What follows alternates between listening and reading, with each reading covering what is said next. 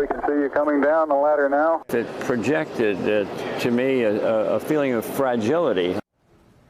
Those are pictures from 50 years ago today when American astronauts Neil Armstrong and Buzz Aldrin became the first to walk on the moon. An estimated 650 million people around the world were watching. The astronauts were on the lunar surface for 22 hours. They collected rocks and soil and deployed experiments to study particles, magnetism, and gravity. It is so cool. Joining me now is Basil Hero. He's the author of the book, The Mission of a Lifetime, Lessons from the Men Who Went to the Moon. Basil, good morning. What goes through your head when you see that footage? Well, good morning, Joe, and thank you for inviting me. Well, what goes through my head is just what an extraordinary accomplishment it was. To think that we had 6 missions which went to the moon, 12 men walked, and nothing went wrong. That's quite something. And there were 400,000 people who were working, engineers and 20,000 contractors all together to make this happen. So that's a lot of folks. It was a national effort, and of course, President Kennedy had the vision and made sure that the funding was there that it could happen.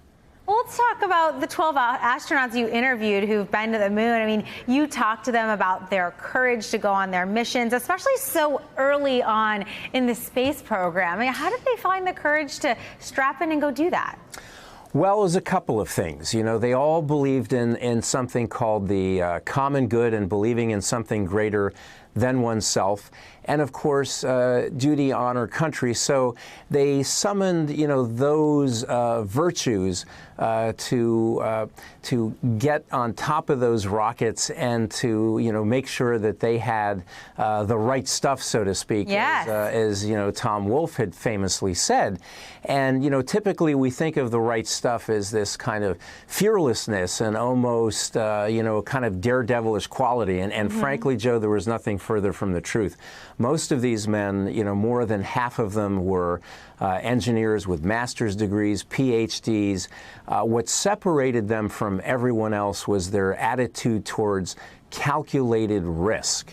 So they weren't just blithely, jumping into spacecraft or supersonic testing aircraft, and they were very, very careful in making sure that they knew their machines inside out.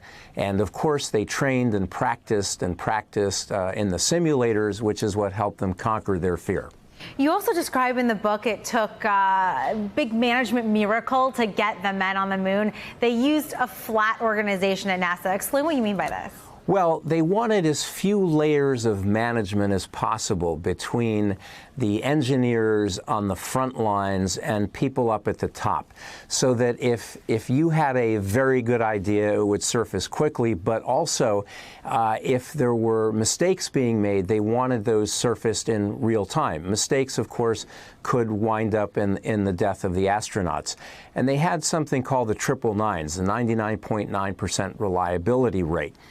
Which meant that if 0.1% went wrong, that 5,600 parts on the Apollo spacecraft and Saturn rocket could go wrong, where they had 5.6 million parts there. So they wanted to make sure that mistakes would surface quickly, and that flat organization made that happen.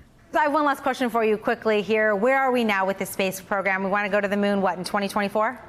We do. I don't know that the funding is there. If you think about it, it was $25 billion to get to the moon back in the Apollo era. In today's dollars, that would be tenfold.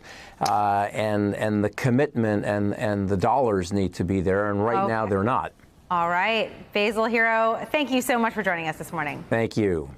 Man has made his mark on the moon beyond the footprints. The Wall Street Journal saying all the missions to the moon left behind a little more than 800 objects. That includes 71 spacecraft and vehicles, 19 symbolic and memorial objects like flags and plaques, and 97 personal objects. And we can't forget the 622 pieces of scientific equipment and tools. So cool to look at where we are right now.